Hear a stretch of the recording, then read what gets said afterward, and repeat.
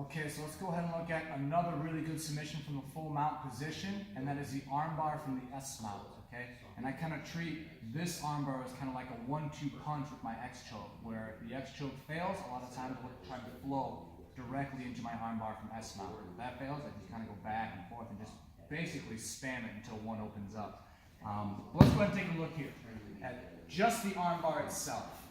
Okay, so it's going to work in the same way where I'm holding the mount position. I loop it around, try not to get Coach John's hair. And as I apply pressure, you know, instead of rolling away from me, yeah, he's just going to kind of use his hands to try and just keep the pressure off of his neck, okay? Which can make the X choke very difficult if I can't swim in or get to where I need to be. So what I'm going to do is flow right into my armbar, and it looks like this.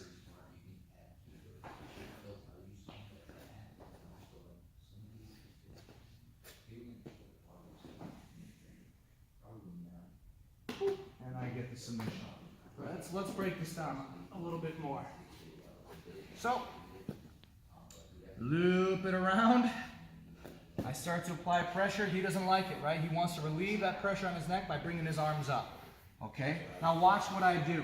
I'm going to kind of cup his elbow and begin to kind of move it out of the way so I can get my chest behind it. Okay? It's going to be very hard to move this arm into position if I'm just fighting this with my arm.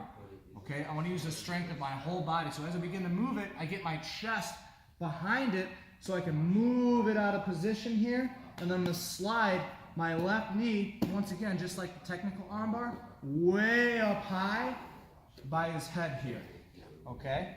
Once I do that, I now have to start getting my left leg in position here.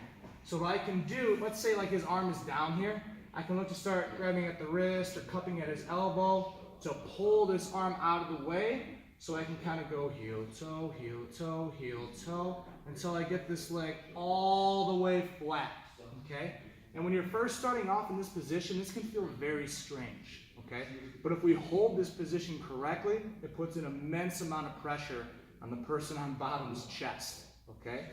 The reason why it's so much pressure is because my weight, I'm basically sitting on his chest here, right? And as I lean towards his legs, the pressure gets even greater, okay? And that's basically the next thing I want to do here. I want to start to lean towards his legs as my hands make the switch. You can grab here or here. I prefer to grab here. Look how I lean towards the legs. Once again, making my legs super light to get around. And as I bring it around, now I can go ahead and fall back, pinching my knees together and finishing in the same manner. Okay? The one thing that people do wrong here the most is securing this S mount, or really just feeling comfortable in this position, because a lot of times what you'll see happen is instead of them sitting directly on their partner, you'll start to see their hips and their butt kind of start to fall off to the side and sit on the mat as opposed to on their partner or their opponent, okay? So if I do that, say I get in this position, it's really easy for John to come up here, right? Because I don't have a lot of weight on him. So really make sure you do a good job of keeping your weight on your partner so they're basically just smushed into the mat without being able to move here. So one more time.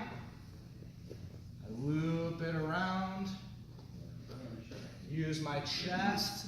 Get his arm out of the way. I can use this hand to help move my knee up way up high by his head. And now I got to get rid of this arm here. Okay, got a clear path for my foot. I'll pull up, heel toe, heel toe, heel toe.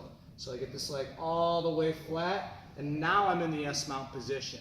Notice how my hips, and I'm sitting on Coach John's chest here, all right? It's gonna get even harder for Coach John to stand this as I lean at this 45-degree angle towards his legs. Once again, making this leg super light as I make my switch. I fall back, and I finish in the same way. Pinching, elevating my hips. I can choose to control at the hand. If you like to keep controlling your own collar, you can do that as well for the 2-on-1. All right? So that is the armbar for the S mount.